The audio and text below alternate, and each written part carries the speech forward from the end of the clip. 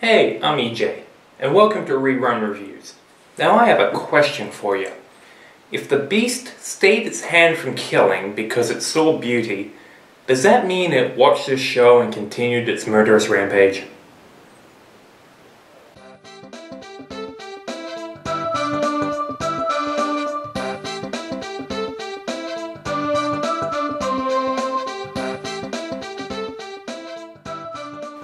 For you Sega kids out there, the Donkey Kong Country series consisted of 3 main games for the Super Nintendo Entertainment System released between 1994 and 1996. And despite the reservations of some people, they've earned a place in the heart of every kid who had a Super Nintendo back in the day. And every hipster who owns a Nintendo t-shirt and doesn't know who Pauline is.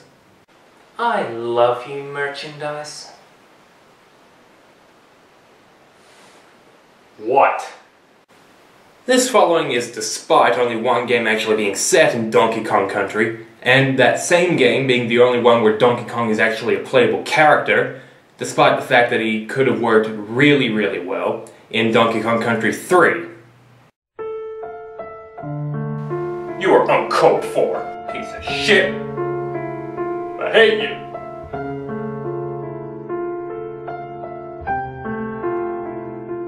But I digress.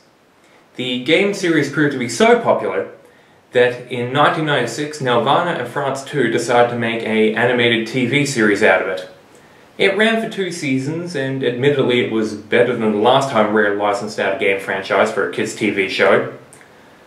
But before we delve into this, I just have to make one little qualification.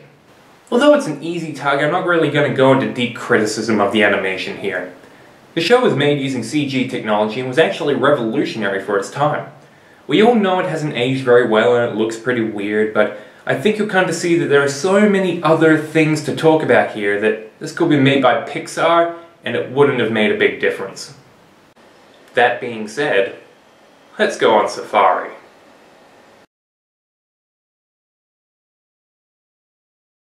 One of the biggest criticisms I have of this show is its portrayal of the characters. In the main cast you've got Donkey, Diddy, Dixie, Candy, Cranky, Funky, and a new Kong called Bluster, as well as the 3 main Kremlings, Crusher, Clump, and King K. Rool. Of these, the only ones I think they actually got right are Diddy, a small annoying tag-along, Clump, King K. Rool's head general, and of course Crusher.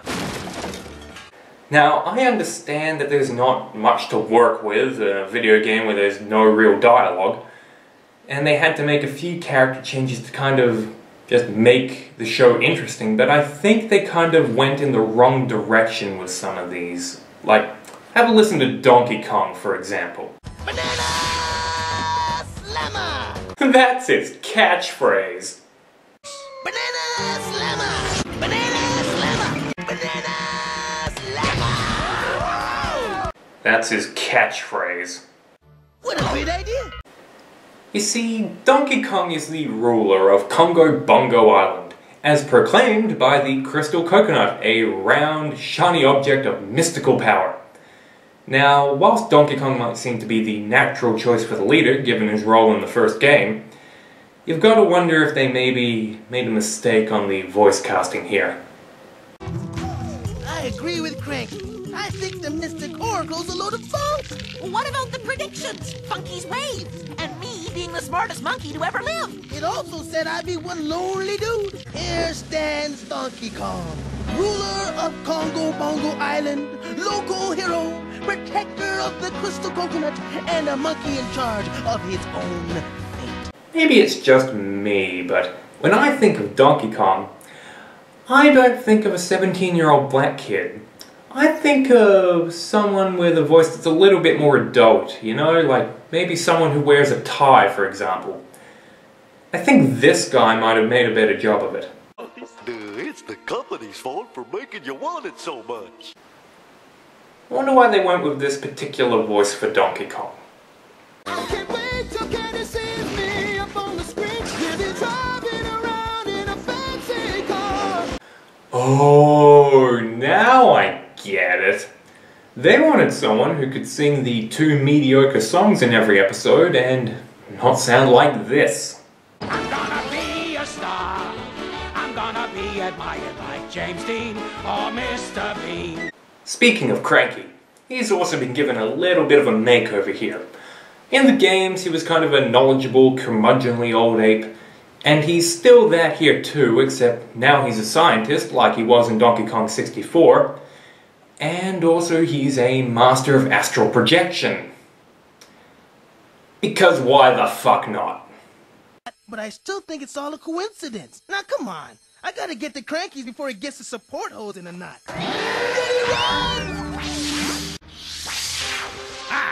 Perfect hologram dismount. Funky is also very similar to his in-game counterpart. He's just a cool dude, but I think there's another voice issue going on here. Tripping on a major donor or what? You think that's bad? You should see him when his dentures pinch. I meant my indoor surfing idea. It's like a totally uncopacetic event. Yeah, you see, what they did there is they kind of got Surfer Dude and Jamaican mixed up. Not the same thing, guys. Not the same goddamn thing. But at least, they were vaguely on target with Funky and Cranky, which is more than you can say for how they went ahead and treated King K. Rool. He's reconnoitering to gain domination of the island once and for all. A movie, you say? Excellent. This will be the perfect opportunity to... Here it comes. Be a star of the silver screen. Don't just stand there. Help me! This is not quite what I was expecting. I'm evil and English and slightly effeminate, and I'm going to steal the crystal coconut except when I lapse into a moment of whimsy. Yeah, we've all seen this guy before. Usually in cartoons where they have not tried very hard to make a villain.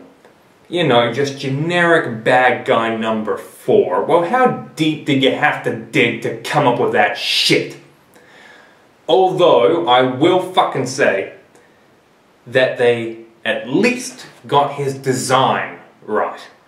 He looks like King K. Rool, even if he doesn't sound like he probably would or should. Hey guys.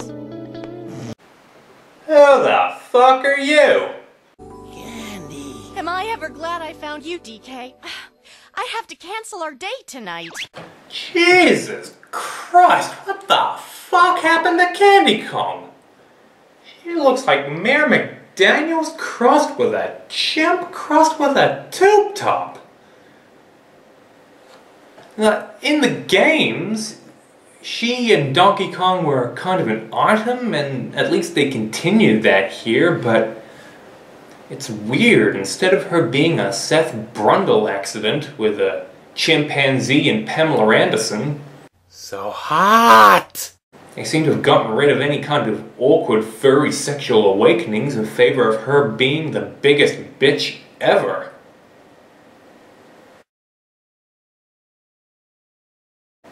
Most of the episodes were kind of your typical kids' fare, and there's not really too much that you can say about them. Although some of the moral lessons that you find here are just a tad unexpected. Like in 4 Weddings and a Coconut, for example, which is my least favorite episode, where we learn the valuable lesson that bitches ain't shit, but hoes and tricks. You're very sweet, DK. And that's why I like you so much. Now go save the coconut! The episode begins with Candy talking to the new Kong Bluster, who's her boss at the barrel factory. That's right, every single barrel that you see in Donkey Kong Country has been lovingly manufactured by Bluster, distributed throughout the world somehow, and then utilized by Donkey Kong as a quick-fix murder weapon. Which does explain the large industrial area in the first game, but I was under the impression that that was owned by the Kremlings, unless of course Bluster, in his infinite genius as a businessman, decided to simply name it after the Kremlings to utilize them as some kind of scapegoat. Maybe. Also, how is Bluster getting paid for this exactly? He implies that he's making a substantial profit out of this venture, but it's never really explained how exactly. What happened? Something's wrong.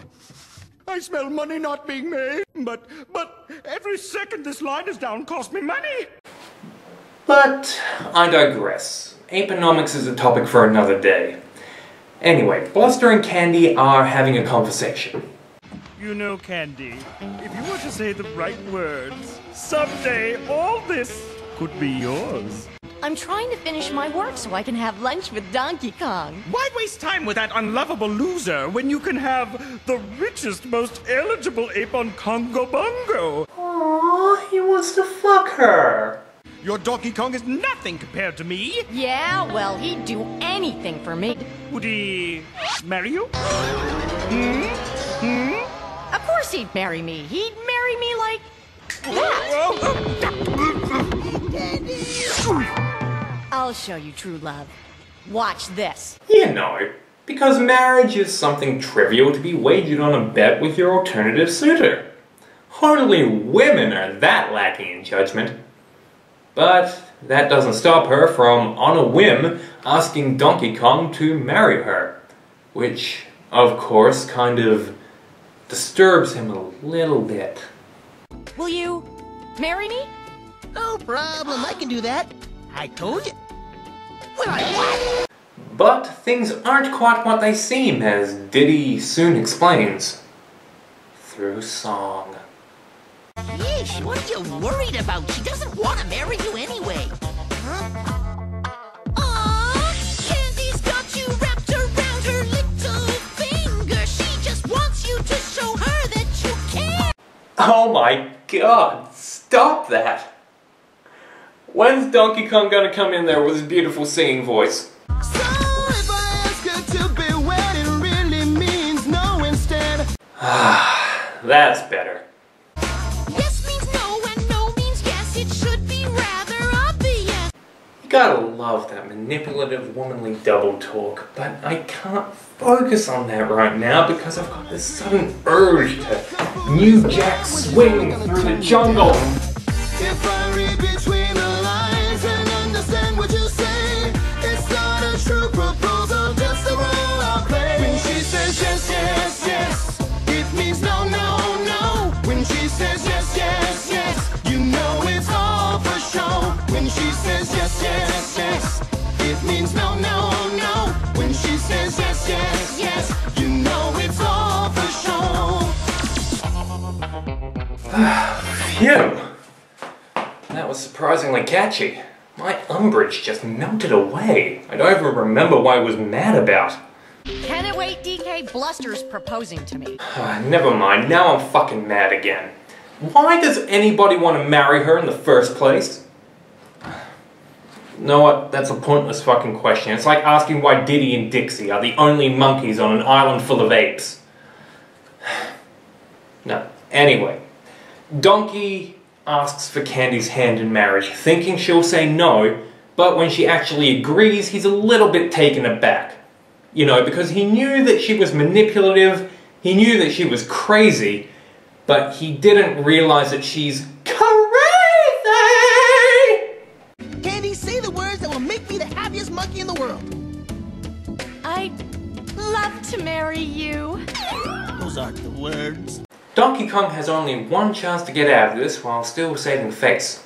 He has to go to the Inka-Dinka-Doo and ask it if he can get married. And hope to God that it says no. Now, what's the Inka-Dinka-Doo, you may ask? Well, you see, it's an all-powerful force that governs the island that's physically embodied within a rotating stone column with different mood faces on it, and this thing has more internal mythology than Lost.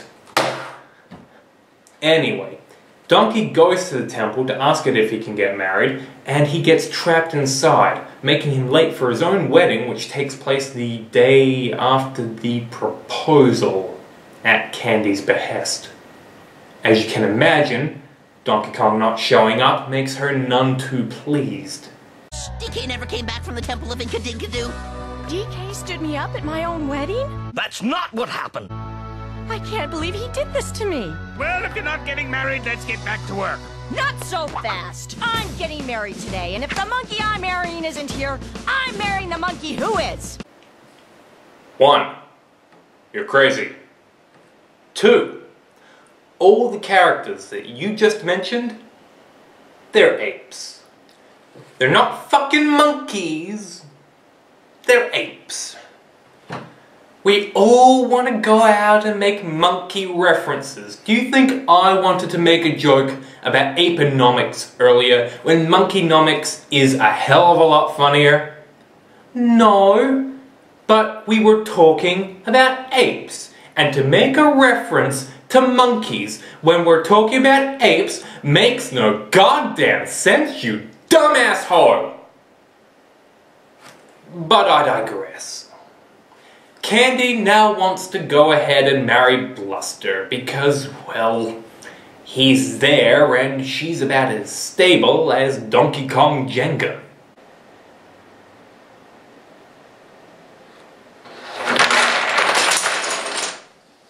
I'm not gonna miss my wedding day just because the groom didn't show up. And this is one time I don't mind being second banana. Let's do it! Ew. This thing in gear, cranky. Now, just as Candy is about to marry Bluster, Donkey Kong finally arrives and Candy happily reverts to her original plan.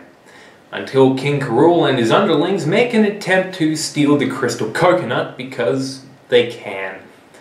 Now, Donkey initially expresses a lack of desire to pursue King K. Rool, possibly out of fear that if he were to leave the wedding, then Candy might attempt to marry Dixie in his absence, but Candy convinces him otherwise. I do know why this wedding shouldn't take place. You do? Why? Well, don't get mad, DK, but your job is to save the coconut. And if you stay here now just so you don't hurt my feelings and don't save the coconut, well, that's not right. Besides, there's things like my career that I still have to do, at least for now. It's not that I don't like you. You understand that, don't you, DK? Oh, look at that. And now she doesn't want to get married, despite putting everybody through hell. And the status quo is restored. But I can't help wondering, when did this character, who essentially dislikes her job and often ditches it to go have lunch with Donkey Kong, become a career woman? Also, more to the point, she's an assembly line worker earning minimum wage in a barrel factory where the only other employee is her boss, who isn't going anywhere. Lady, advancement is not likely for you. But like I said, moral of the story, bitches ain't shit but hoes and tricks. You can't expect to be paid for a never-ending break just because the one. I'll be ruined! I'll be glad to discuss it with you after my break. Care for some tofu? I couldn't do this review without at least briefly mentioning this fun little number. In Speak No Evil Dude, Cranky has developed a vaccine for Congo Bongo Gone Rongo disease. That's a funny name for a horrible disease. You know, they're living in fucking tree houses, but they seem to have mastered the finer points of attenuating viruses. Those wacky apes, entertaining us with their feces, throwing in their disease research facilities. Oh, what's that? You want to know what Congo Bongo Gone Rongo disease actually is? Oh, sure, it's easy enough. I'll just explain it real quick and... Are you sure? You know, it would only take a minute. Okay, here's a goddamn song. First, you get the chills from your head to your toes. Then your nose starts to run till it overflows. Next, you're sneezing so hard you'll throw out your back. Then wham! Laryngitis stops you dead in your tracks. You'll wind up in bed, but you'll wish you were dead. A disease that goes right to your head. Soon you'll hear the sound of your brain cells go pop until there's nothing left. Oh no, please make it stop. The only cure is the nectar of Tim Banana 2. And naturally, nobody wants popcornified chimp brain cells. Except maybe that guy. But everyone on the island is being smart and lining up for the vaccine. with one or two exceptions.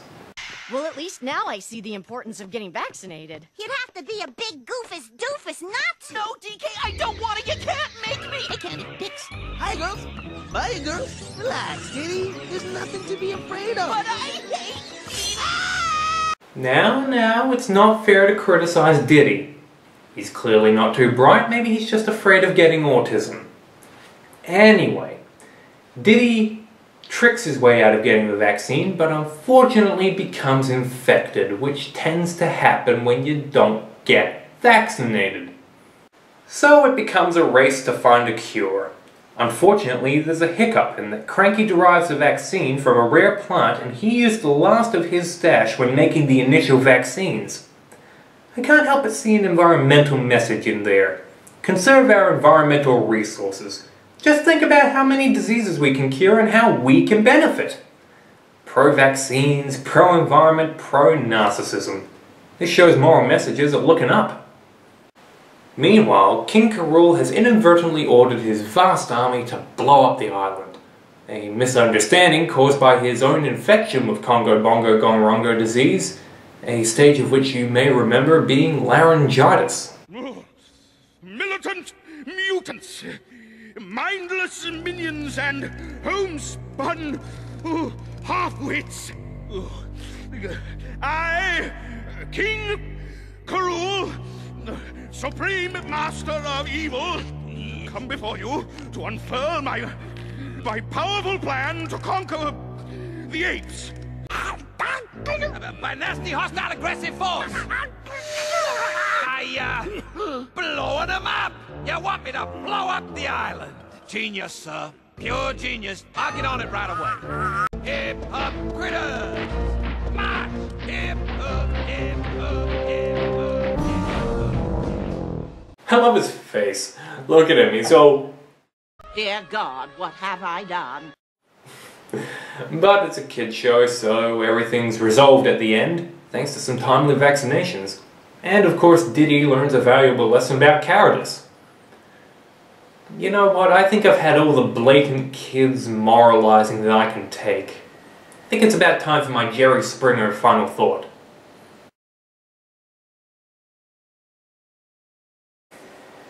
This show is mediocre at best. Most of the episodes are your typical kids stuff, which isn't bad in and of itself, but it's made unpleasant by a lot of the unnecessary annoying songs and some of the more questionable moral lessons. There's nothing too groundbreaking going on here, with the possible exception of the animation, which, again, hasn't really held up too well.